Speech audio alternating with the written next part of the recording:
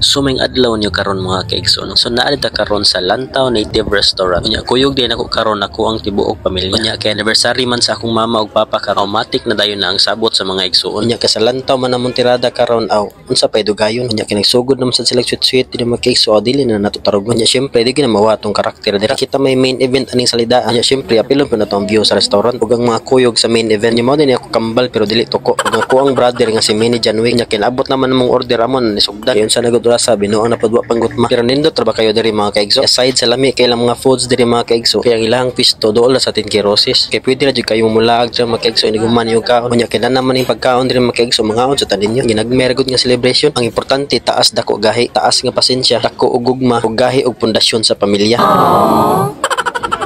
Unya pag human na mo kaon mga kaigso na dito na lang sad mi diri sa 10 kirosis. Ambot lang kag 10K pa ni siya nga niagi naman ning bagyo ning Buwaka. Unya diri na lang tama na tong video mga kaigso. Dagan kayong salamat. Bye.